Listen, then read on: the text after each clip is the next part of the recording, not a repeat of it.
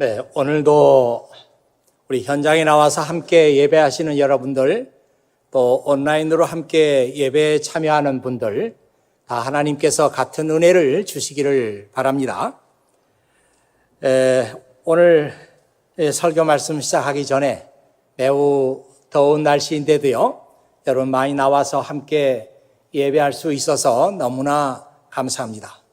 지금 전 세계적으로 기온 상승이 돼가지고 유럽은 불볕 더위를 계속 맞이하고 있고, 영국 같은 경우에는 이 무더위에 대비가 안 돼서 무려 600명 이상이 사망을 했다고 하는 그런 보도도 있었습니다. 오늘 이렇게 하나님께서 우리에게 예배 허락하신 것 감사드리고요. 여러분 집중해서 은혜 받을 수 있기를 바랍니다. 그 전에 오늘도 귀한 찬양을 불러주신 우리 교우들 감사드립니다. 바이올린의 주혜경 교우, 첼로의 이영숙 집사님, 피아노의 이유진 집사님, 대단히 감사합니다. 오늘 저는 신약 성경의 핵심 말씀 시리즈 8번째 시간을 맞이해서 이 비유를 이해하지 못한다면, 이런 제목으로 함께 은혜를 나누고자 합니다. 예수님의 비유에는 몇 가지 특징이 있는데요, 크게 봐서 한 5가지 정도의 특징이 있어요. 첫째로, 예수님의 비유에 나오는 이 이야기가 매우 짧습니다. 물론 우리 지난번에 설교했던 탕자의 비유 같은 것은 비교적 좀 길어요. 그러나 대부분의 비유들은 매우 짧습니다. 그리고 예수님의 비유들은 천국은 마치 뭐뭐와 같다. The kingdom of heaven is like something. 이런 형식으로 되어 있어요. 세 번째로, 예수님의 비유에 나오는 이 이야기의 소재는 대부분이 우리 생활 주변에서 쉽게 접하고 경험할 수 있는 평범한 것들이다. 그런 얘기예요. 자, 네 번째로, 예수님의 비유의 말씀에는 울림이 있어요. 그냥 얘기 들을 때는 잘 몰랐는데 다 듣고 나면은 큰 울림이 있습니다. 예수님께서 꼭 이렇게 말씀하시죠. 귀 있는 자는 들을지어다. 귀 있는 자는 들을지어다. 이렇게 하고 이 비유 말씀이 딱 끝이 나면 뭔가 그 비유 속에서 얻고 비유 속에서 깨달아지는 것들이 있어요. 울림이 있습니다. 5번째로, 이 비유에 대한 풍요적인 해석을 해서는 안 된다는 것입니다. 이 풍요적인 해석이라고 하는 것은 영어로 말하면 allegorical interpretation, allegorical interpretation, 이것은 해서는 안 된다는 것이에요.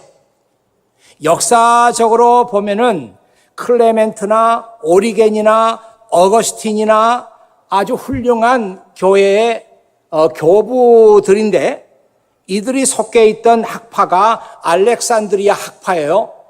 이 알렉산드리아 학파에서 예수님의 비유를 풍요적으로 알레고리칼하게 해석했던 그런 전통이 있습니다. 그래서 결국 이것 때문에 동방교회와 서방교회가 나뉘어지는 그런 역사적인 아픔을 겪게 되는 거예요. 이 동방교회에서는 주로 알레고리칼한 그런 성경 해석을 주로 했고, 서방교회에서는 문자적인 해석을 주로 했습니다. 이런 것들이 문제가 돼가지고 동방교회와 서방교회가 나뉘어지는 그런 계기를 만들게 됐거든요. 최근에 비유를 연구하는 신학자들의 말에 의하면은 이 비유에 대한 풍요적인 해석, allegorical interpretation, 이것은 비유가 가지고 있는 본래 뜻을 왜곡시킬 수 있기 때문에 삼가해야 한다. 이런 얘기들을 많이 하고 있습니다. 여러분 혹시 이 비유풀이라고 하는 말을 들어본 적이 있습니까? 이단 신천지에서 주로 하고 있는 것이 비유풀이에요. 신천지에서는 누구에게 사람에게 접근을 해가지고 아주 친절하게 차를 마시면서 교양적인 그런 얘기를 주로 하다가 이 사람이 이제 마음의 경계가 풀렸구나 이렇게 생각이 되면은 그때부터 비유풀이를 시작합니다. 저하고 좀 깊은 얘기를 나누시지 않겠습니까? 하면서 비유풀이를 하는데 주로 예수님의 비유를 가지고 알레고리컬한 그런 인터프리테이션을 하는 거예요. 그러니까 이거는 뭐 맞다 틀리고가 아니라 풍요적인 해석이기 때문에 코에 걸면 코걸이가 되고 귀에 걸면 귀걸이가 되고 그래서 대부분의 이단들이 이 비유풀이를 하면서 풍요적인 그런 해석을 합니다. 한 2, 3년 된 얘기입니다마는 우리 교회의 어떤 청년 하나가 비유풀이까지 신천지 이단에 빠져가지고 들어갔었어요. 근데 이 청년이 아무리 봐도 뭔가 좀 이상하다. 그래서 그 문제집을 가지고 왔어요, 저한테. 제가 보니까 신천지의 비유풀이에요. 상당히 진도가 많이 나갔어요. 그래서 더 이상 진도가 나가지 못하게 중단을 시킨 적이 있습니다. 오늘 예수님의 비유는 씨 뿌리는 사람의 비유입니다. 영어로 하면은 The Parable of the Sower. Sower라는 게 이제 씨를 뿌린다 이런 의미가 있고 sower 그러면 씨를 뿌리는 사람이 되는 거죠. The Parable of the Sower. 씨 뿌리는 사람의 비유입니다. 예수님의 수많은 그 비유 가운데 지난번에도 약 40개가 된다고 하지 않았습니까?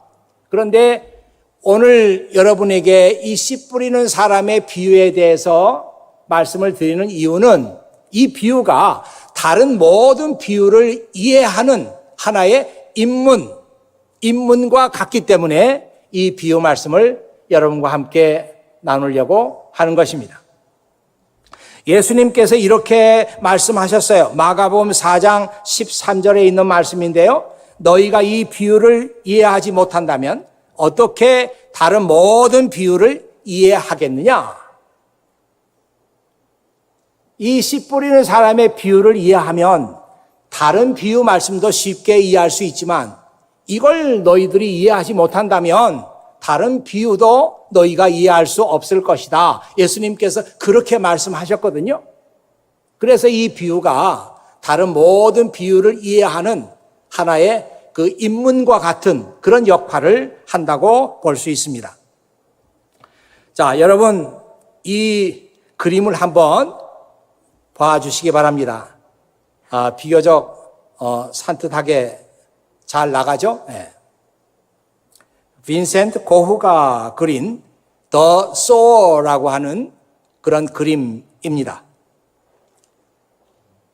신기하게도요, 고흐는 The Sower라고 하는 씨 뿌리는 사람의 비유라고 하는 그런 똑같은 이름을 가지고 수많은 그림을 그렸어요.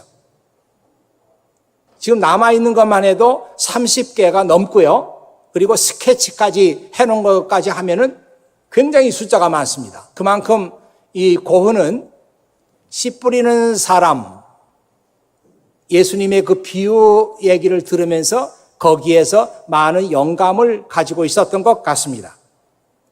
우리 한국 사람들은 고흐가 그린 해바라기 그림이나 혹은 별이 빛나는 밤 그런 그 그림들을 굉장히 좋아하죠. 그런데 아마 여러분들이 이 고흐 얘기를 들으면서 고흐가 어떻게 예수님의 비유에 나오는 씨 뿌리는 사람에 대한 그림을 그렇게 좋아하고 많이 그렸을까 좀 궁금하게 생각하는 사람들이 있을지 몰라요. 그런데 여러분들이 이 고흐에 대한 그 삶의 배경들을 좀 보면은 충분히 그럴 만한 배경이 있습니다. 할아버지가 목사님이었어요. 그리고 아버지가 목사님이었어요. 이 고흐의 마음속에는 그 하나님의 말씀 그리고 하나님의 일에 내가 나 자신을 드려야 된다고 하는 그런 뜨거운 열정이 있었어요. 그래서 신학교에 가기 전에 고흐는 전도사로 있을 때 탄광촌에 들어가서 그 고된 일을 하고 하루를 보내는 그 탄광촌 광부들을 상대로 해서 설교를 하고 복음을 전하는 그런 일을 했습니다. 그 마음속에 대단한 열정이 있었어요. 그런데 그런 열정과는 달리 그 탄광촌에서 별로 환영을 받지 못하고 해고를 당했다고 하는 그런 얘기가 있습니다. 그 아버지는 고흐가 목사가 되는 것을 한사코 반대했어요. 왜 그런지 뚜렷한 이유는 알려지지 않았지만 어쨌든 아들이 목사 되는 걸 끝까지 반대하다가 그 고흐의 마음속에 신학교에 가고자 하는 그 뜨거운 열망이 있다는 것을 어쩔 수 없이 이해하고 이제 그러면 신학교를 가라. 그래서 막 과외 공부를 좀 시켰던 것 같아요. 그런데 결국은 신학교 입학 시험에서 떨어지게 됩니다. 들리는 말에 의하면 라틴어 시험을 망쳤다. 이런 얘기도 있고 또 그게 아니다. 이런 얘기도 있고 어떤 것인지 정확하진 않습니다만은 신학교 입학 시험에서 불합격 통지를 받게 돼요. 그러면서부터 이제는 이 고흐가 그림을 그리기 시작합니다. 저는 여기에도 하나님의 그 섭리하심이 있지 않나 그런 생각을 해요. 우연히 동생에게 그림을 하나 그려가지고 보냈는데 그 동생이 그 형의 그림을 보면서 형, 앞으로 형이 좀 그림을 그리면 좋겠어. 이런 그 격려의 말을 듣고 그때부터 고흐가 이제 그림을 그리기 시작합니다. 이 씨 뿌리는 사람을 그린 것은 고흐가 1888년이라고 합니다. 그때 여러분이 잘 아는 폴 고갱이라고 하는 화가하고 같이 작업을 하고 있었는데 이 고갱이 고흐의 씨 뿌리는 사람 이 비유를 보면서 그런 그 말을 남겼어요. 고흐는 씨 뿌리는 사람을 사실적으로 그리기보다는 상상력을 사용해서 그림을 그렸다. 그리고 그 그림에 자기의 열정을 표현하기 위해서 자기만의 독특한 색깔을 사용했다. 하늘을 녹황색으로 칠하고 들판을 자주색으로 칠하고 그리고 씨 뿌리는 사람 뒤에서 빛나는 태양을 노란색으로 칠했어요. 그래서 마치 씨 뿌리는 사람 뒤에 있는 후광처럼 여러분 예수님이나 또는 성자들 뒤에 보면은 되게 그림에 후광이 이렇게 동그랗게 있잖아요. 그렇게 처리를 했다는 것입니다. 한번 다시 씨 뿌리는 사람의 그림을 한번 볼까요? 네, 이 그림이죠. 아주 독특한 컬러를 칠했습니다. 이것은 고흐의 마음속에 있는 그 열정을 표현하고자 하는 그런 색깔들이라고 그래요. 하늘을 녹황색으로 칠하고 들판을 보라색으로 칠하고 씨 뿌리는 사람을 그렸는데 그 뒤에 태양이 빛나고 있습니다. 마치 씨 뿌리는 사람 뒤에 있는 후광처럼 그렇게 보여요. 저는 이런 그림을 보면서 그런 생각을 했어요. 아마도 이 고흐의 마음속에는 이 씨 뿌리는 사람, 땅에다가 밭에다가 생명의 씨앗을 뿌려서 생명의 씨앗을 거두어 들이는 이 농부의 그 삶, 이것은 하나님께서 주신 성직이다, 거룩한 직업이다. 아마 그런 그 생각을 가지고 이런 그림을 그리지 않았는가 이런 생각을 해 보았습니다. 그리고 고흐는 그 밀레에게서 그 화가로서의 그 영감을 많이 받았는데 그 밀레도 씨 뿌리는 사람 그림을 많이 그렸습니다. 그런데 그 그림의 영향을 받아서 고흐가 그런 그림을 많이 남긴 것이 아닌가 이렇게 생각해요. 자, 예수님이 말씀하신 이 씨 뿌리는 사람의 이야기는 아주 간단합니다. 한 농부가 밭에 나가 씨앗을 뿌리는데 어떤 씨앗은 길가에 떨어지고 어떤 씨앗은 흙이 없는 돌짝밭에 떨어지고 어떤 씨앗은 가시덤불 속에 떨어졌습니다. 또 어떤 씨앗은 좋은 밭에 떨어졌습니다. 그런데 사람들이 많이 밟고 다니는 길가에 떨어진 그 씨앗은 싹을 낼 틈도 없이 새들이 와서 그냥 쪼아 먹어버렸어요. 그리고 흙이 얕은 돌짝밭에 떨어진 씨앗은 겨우 뿌리를 냈지만 흙이 얕으니까 뿌리를 깊게 박지를 못해서 뜨거운 햇볕을 받아가지고 결국 시들어서 죽고 말았다는 것입니다.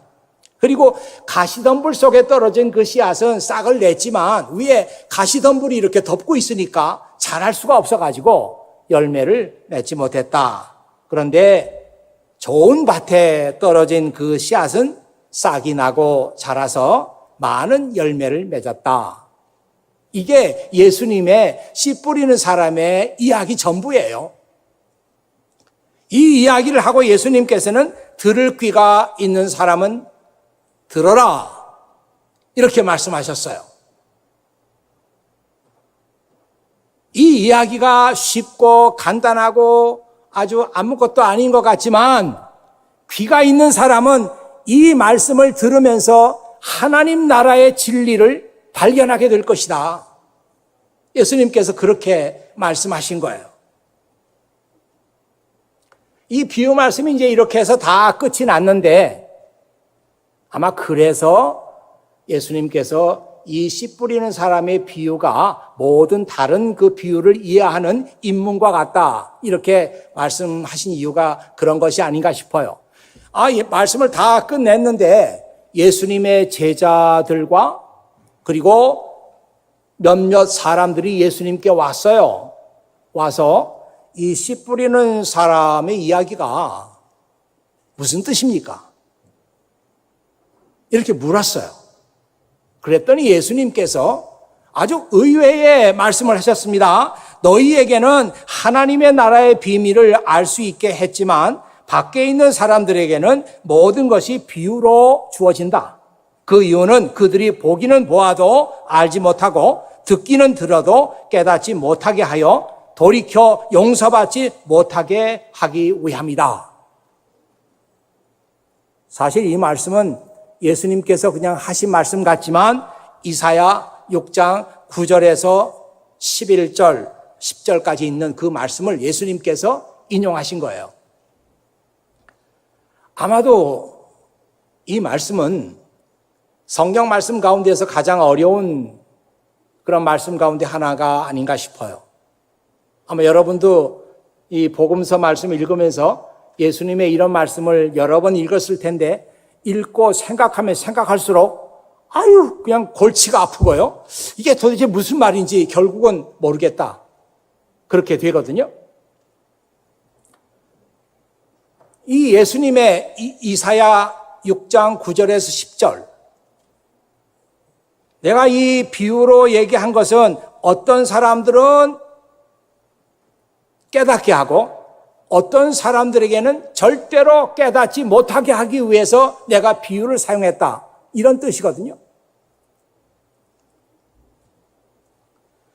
그러니까 예수님의 비유 말씀 속에 두 가지 목적이 있는 거예요. 하나는 비유를 쉽게 이야기를 통해서 얘기함으로 인해서 많은 사람들이 지금 예수님께서 하시고자 하는 그 말씀을 잘 깨닫게 해주고, 이런 목적이 하나 있어요. 두 번째 목적은 이 비유로 말씀을 함으로 인해서 어떤 사람들에게는 하나님의 나라를 도저히 이해할 수 없도록 감추기 위해서 비유로 얘기한다. 서로 다른 두 가지 목적이 있습니다. 자, 그래서 우리는 이런 말씀을 읽으면서 그러면 누구에게는 비유 말씀을 하시면서 하나님의 나라가 어떤 나라인지 잘 깨닫게 해주고 어떤 사람들에게는 오히려 비유로 함으로 인해서 이게 무슨 뜻인지 도무지 알아듣지 못하도록 했는데 그 사람들이 누굴까? 자, 이런 생각을 우리가 하게 되는 것입니다. 근데 예수님께서 말씀하신 걸 다시 보면요. 너희에게는 하나님 나라 비밀을 알 수 있게 했다. 그랬으니까 너희라고 하는 것은 12제자. 직접적으로 말하면 12제자예요. 그리고 12제자와 지금 다른 사람들이 같이 와서 오늘 말씀하신 예수님의 이야기가 무슨 뜻입니까? 물었거든요. 너희에게는 이렇게 말했으니까 예수님의 12제자와 지금 하나님의 말씀에 대해서 관심을 가지고 하나님 말씀에 대해서 더 듣기를 원하고 하나님 말씀에 대해서 마음이 열려 있는 사람들, 그런 사람들에게는 천국에 대해서 잘 알 수 있도록 하기 위해서 내가 비유를 사용했다. 이런 얘기죠. 자, 그런데 어떤 사람들에게는 내가 이 비유를 통해서 오히려 알아들을 수 없게 했다. 그렇게 예수님께서 말씀하셨는데 아까 읽은 말씀을 다시 한번 보면은 밖에 있는 사람들이라고 그랬어요. 밖에 있는 사람들에게는 알아듣지 못하게 했다. 밖에 있는 사람들, outsiders, 인사이더들에게는 잘 깨달아 알게 하고 아웃사이더들에게는 오히려 비유로 말하니까 더 알아들을 수 없게 만들었다는 거예요.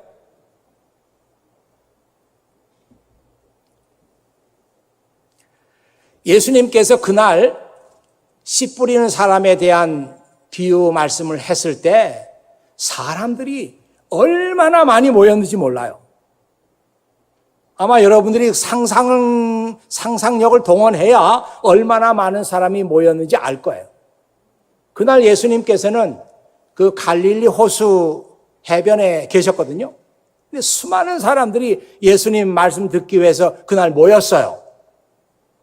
그러니까 여러분 당연히 그렇게 되겠죠. 저 뒤에 있는 사람들은 자꾸 앞에 있는 사람을 미는 거예요. 예수님을 더 가까이 보고 싶어가지고. 그러니까 예수님은 지금 해변에 서 있는데요. 자꾸 밀려가지고 그 호수에 빠지게 됐어요. 그래서 예수님께서 제자들에게 배를 띄워라. 그래가지고 배를 타고 호수로 가신 거예요. 그래가지고 예수님께서 배 위에서 이 씨 뿌리는 자의 비유를 얘기하셨습니다.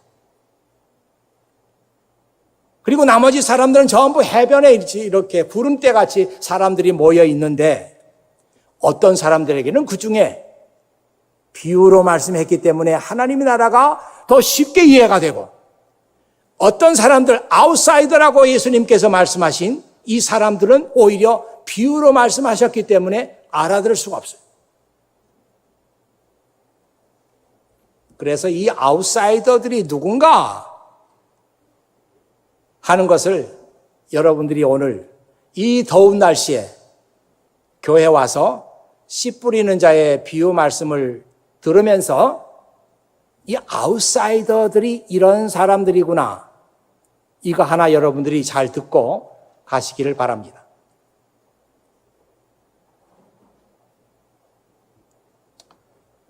조금 더워도 그냥 앉아 계세요. 나간다고 해결되는 건 아니니까요.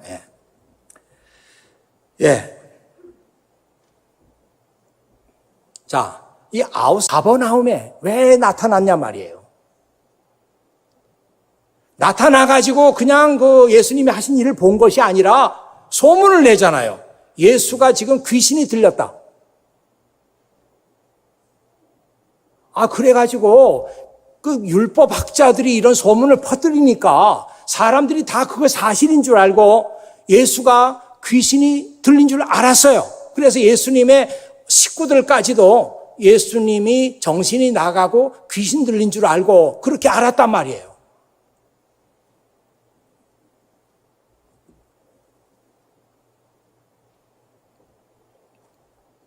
한 번은 예수님께서 안식일에 손이 마비돼서 못 쓰는 사람을 고쳐주신 일이 있었습니다. 성경에는 예수님이 병을 고쳐주신 얘기가 많이 나오잖아요. 안식일인데 손이 마비가 돼가지고 쓸 수 없는 사람을 고쳐주셨어요.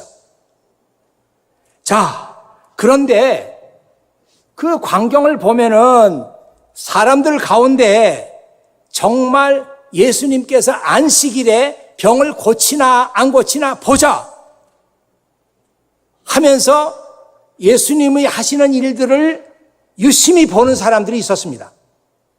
여기 좀 화면에 나와 있죠? 사람들은 예수님을 고발하려고 예수님께서 안식일에 그 사람을 고쳐주시는지 지켜보고 있었습니다.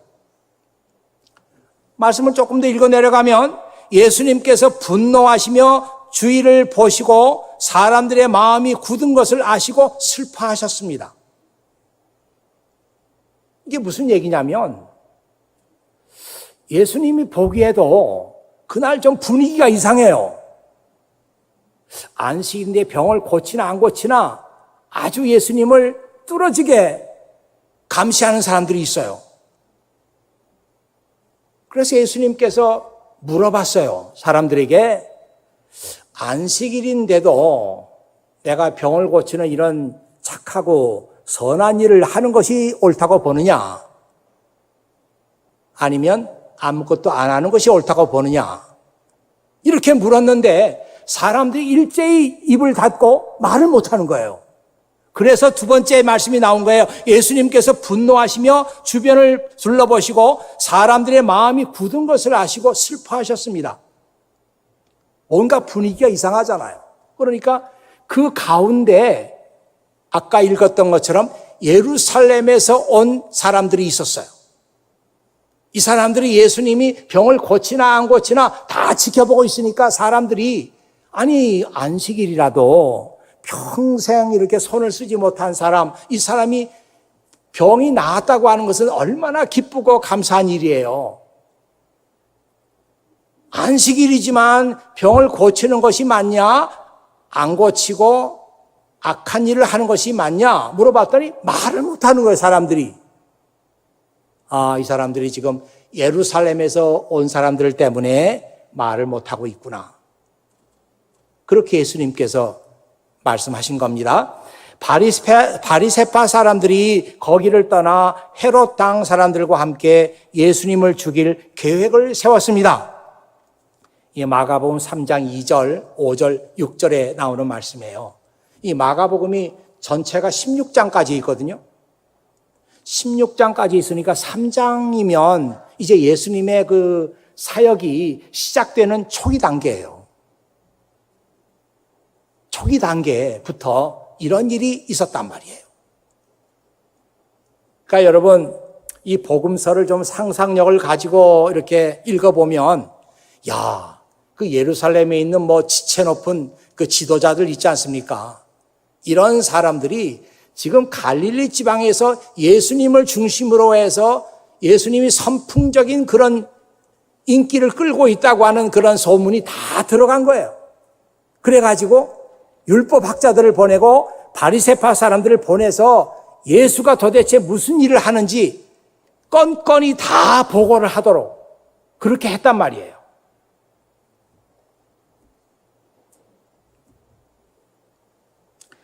갈릴리 가버나움에까지 와서 예수님이 귀신이 들렸다는 소문을 낸 사람들은 예루살렘에서 지도자들이 파견한 사람들이에요. 사람들이 모이는 장소에는 항상 이 사람들이 예수님을 감시했습니다.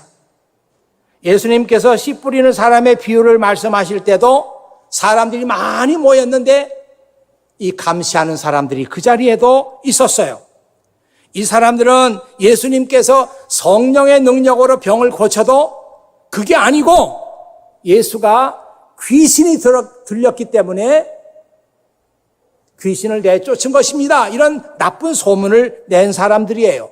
어차피 이 사람들은 예수님께서 잘못한 것을 찾아가지고 예루살렘에다가 보고를 할 목적으로 온 사람들이에요.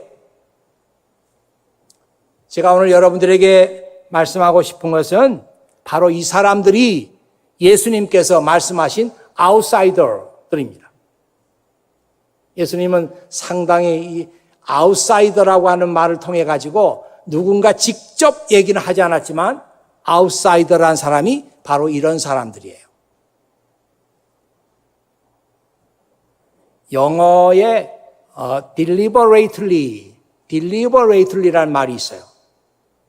deliberately라고 하는 말은 고의적으로, 일부러 어떤 목적을 가지고 이런 뜻입니다. 어떤 목적을 가지고 예수님께서 하신 일들을 깎아내리는 거죠. 이건 하나님이 하신 일이 아닙니다. 그런 소문을 내는 사람들이에요. 어떤 일을 해도 이 사람들은 믿지 않을 사람들이에요. 바로 그 사람들이 아웃사이더들입니다. 예수님께서는 그런 사람들에게 비유로 말씀하셔서 이렇게 믿지 않겠다고 하는 사람들은 도저히 예수님께서 무슨 말씀을 하시는지 알아들을 수 없게 그렇게 만드셨단 말이에요. 여러분, 이 그림을 한번 봐주시기 바랍니다. 여기 네 사람이 있는데요. 첫 번째, 두 번째, 세 번째, 네 번째. 첫 번째 사람은 길가에 씨앗이 떨어진 그 사람의 마음밭을 지금 우리에게 보여주고 있습니다. 두 번째 사람은 돌짝밭에 씨앗이 떨어진 그 사람의 마음 상태를 보여주고 있어요. 세 번째는 가시덤불 속에 씨앗이 떨어진 그 사람의 마음밭을 보여주고 있습니다. 네 번째는 당연히 좋은 땅에 말씀이 떨어진 그 사람의 마음밭을 우리에게 보여주고 있습니다. 여러분, 오늘 이 씨 뿌리는 사람에 대한 비유 말씀을 들으면서요, 여러분이 생각해야 할 것은 돌짝밭같이 그렇게 딱딱하게 굳어있는 사람에게도 또 길가와 같은 그런 사람들에게도 가시덤불 같은 그런 마음 상태에 있는 사람에게도 하나님의 말씀의 씨앗이 떨어졌다는 것입니다.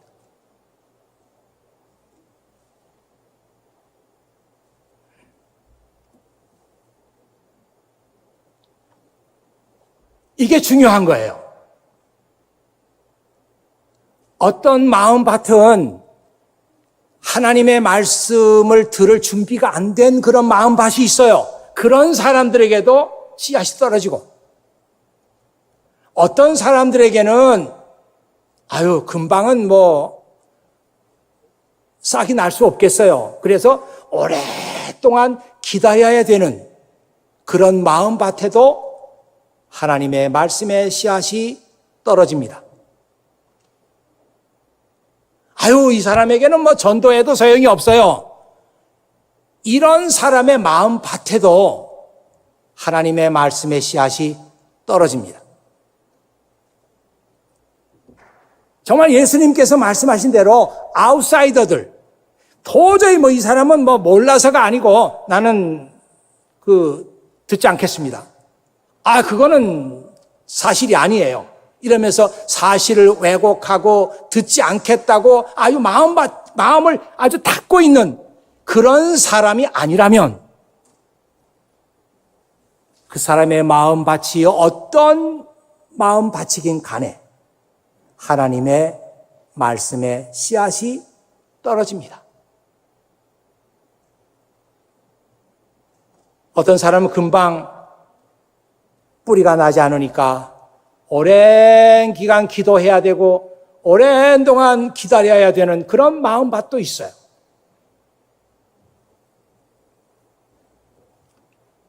예수님이 말씀하신 밖에 있는 사람들, 아웃사이더들, deliberately 말씀을 믿지 않는 그런 사람들이 아니라면 이런 사람들 마음밭에 떨어진 그 씨앗이 언젠가는 기회가 되면 뿌리가 나고 자라고 열매를 맺게 되는 때가 올 거예요.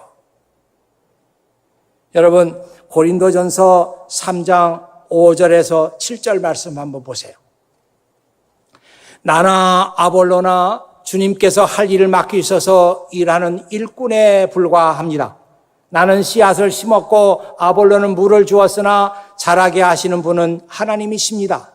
그러므로 심는 사람이나 물을 주는 사람은 아무것도 아니지만 자라게 하시는 분인 하나님은 중요합니다.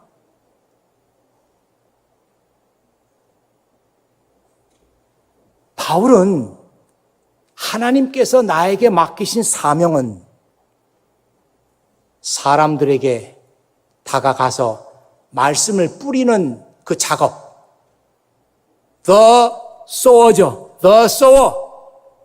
하나님께서 내게 맡긴 사명은 The sower가 돼서 내가 어떤 사람을 만나든지 간에 하나님의 말씀에 씨앗을 뿌려라. 이것이 내가 맡은 사명이다. 그러면 이 바울하고 그때 당시에 최고의 라이벌 관계에 있던 아볼로라고 하는 사람은 무슨 사명을 받았는가? 바울은 말하기를 그 사람은 내가 뿌린 씨앗 위에다가 물을 주는 사명을 받았습니다. 그렇게 쓴 거예요, 지금. 와, 너무너무 중요하기도 하지만 정말 놀라운 말씀 아니에요? 만약 그때 바울이 이런 생각을 하지 않았다면 이 아볼로하고 평생 라이벌 관계를 가지고 살았을 거예요. 그러나 하나님의 은혜로 말미암아 그게 아니구나. 아볼로도 나도 하나님이 쓰시는 사람 일꾼들이다. 나에게는 말씀을 뿌리는 사명을 주셨고 아볼로에게는 그 위에 물을 주는 그런 사명을 주셨구나. 이렇게 고백한 거예요.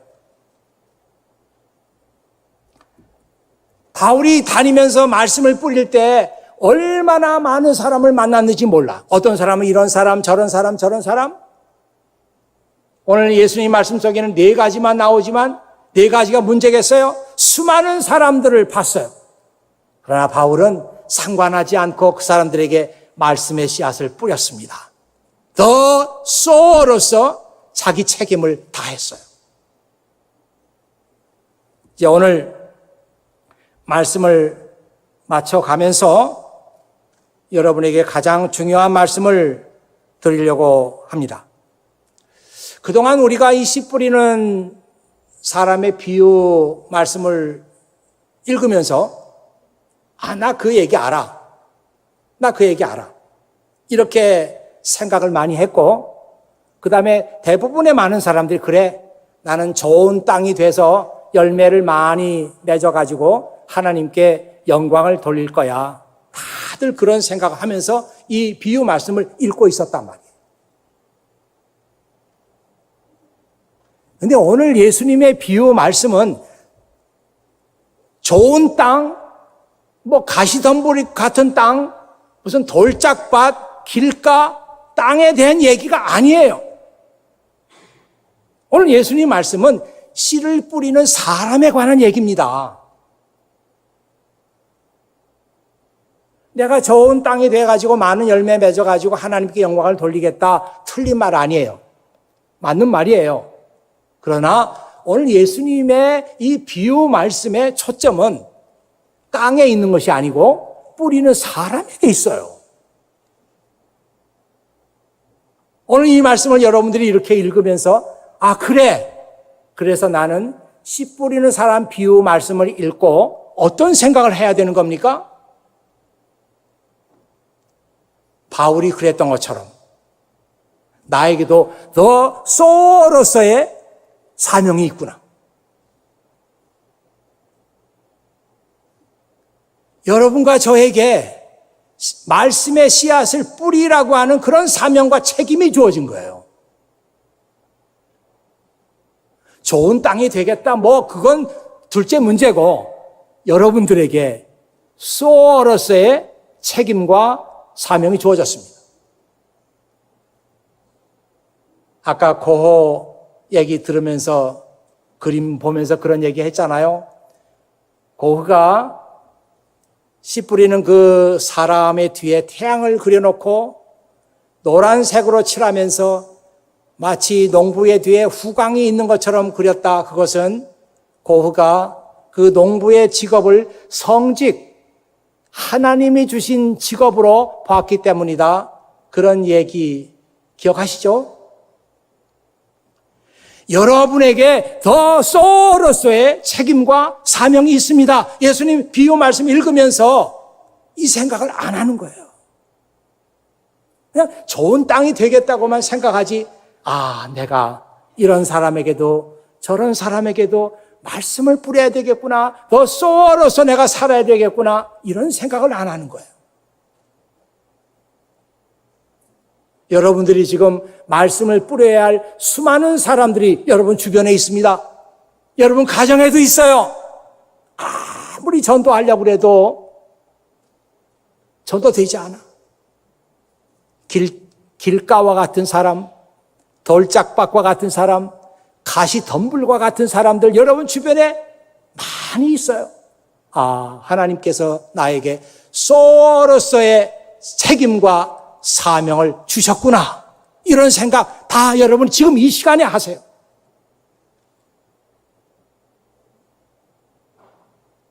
어떤 사람들은 아마도 그 집안에서 자기 혼자만 예수 믿고 자기 혼자만 믿음 생활을 하는 사람이 있을지 몰라요.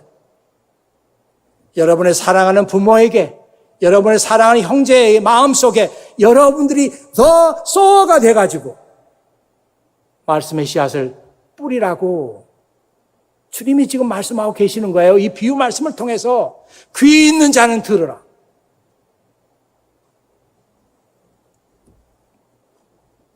제가 예전에 읽었던 우리 교회 역사 가운데 아주 잊혀지지 않고 감동적인 이야기가 하나 있는데요. 여러분 이 이야기를 한번 화면을 보면서 봐주세요.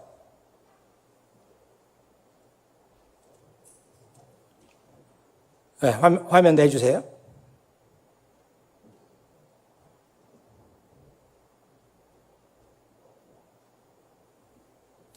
이 중요한 장면에서 화면이 없어져 버렸네요. 네. 이건 새신자고. 그 전에 해줘. 전에. 네. 여기 두 사람의 대화가 있습니다. 이 대화가 아주 그 역사적인 그런 대화거든요. 이 릴리어스 호튼 언더우드라고 하는 한 여자 선교사의 말이에요. 마마, 우리 미국은 부강하고 자유로운 나라입니다.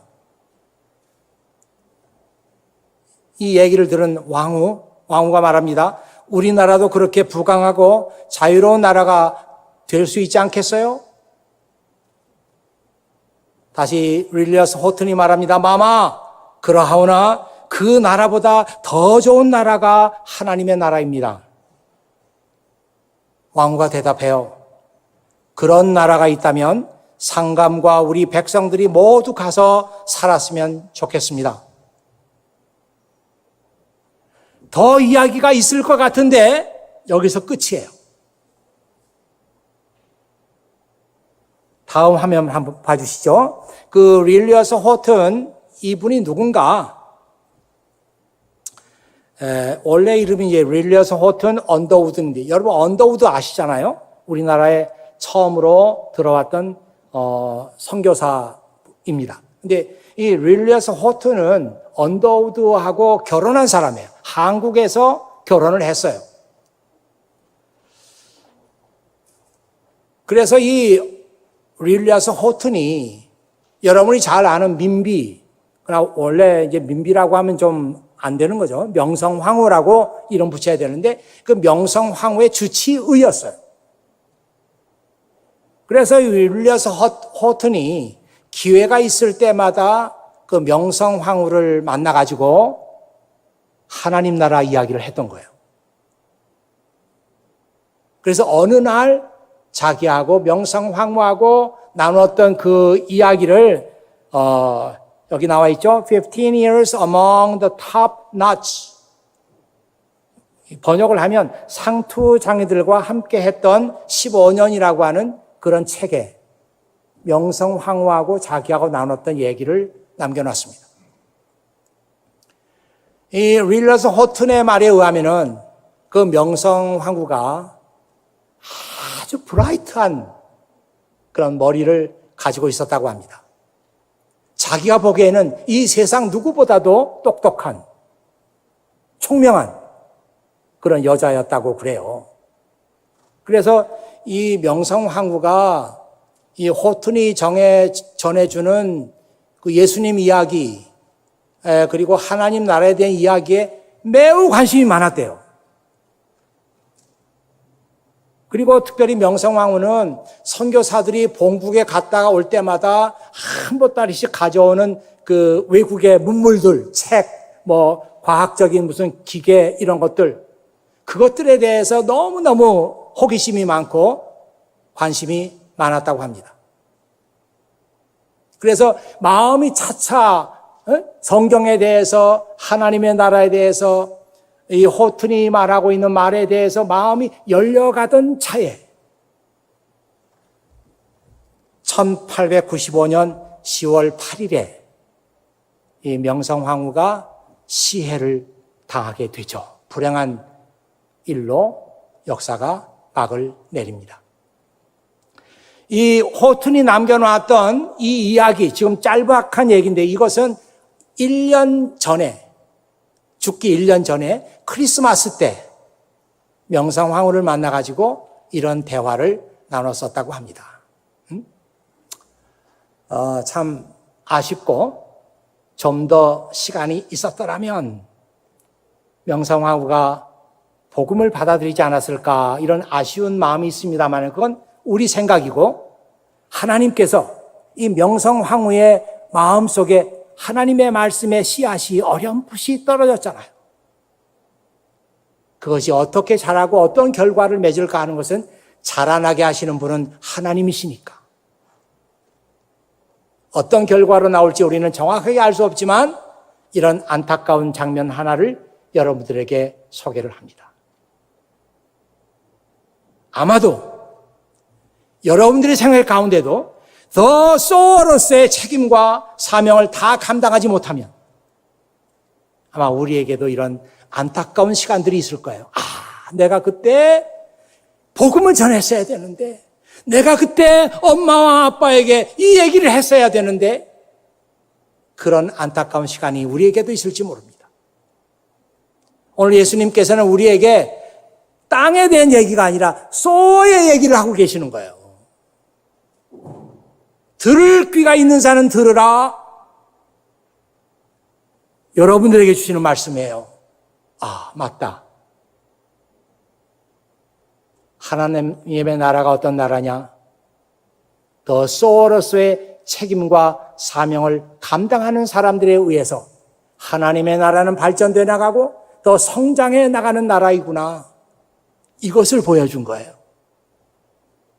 오늘 말씀에 많은 생각과 많은 은혜가 있기를 주의 이름으로 축원합니다. 기도하겠어요? 아버지 하나님 감사합니다. 오늘도 아버지 하나님께서 저희들에게 이 귀한 말씀을 주셔서 너무너무 감사드립니다. 우리는 하나님의 말씀을 읽어도 우리 편할 대로 그 말씀을 읽고 책임지기 싫어하고 어떤 의무를 갖기를 거부합니다. 그러나 아버지 하나님께서 오늘 우리에게 말씀하셨습니다. 너에게는 씨 뿌리는 사람이 되라고 하는 책임과 의무가 주어져 있다. 너는 이 책임을 어떻게 감당하겠느냐? 귀 있는 자는 들을지어다.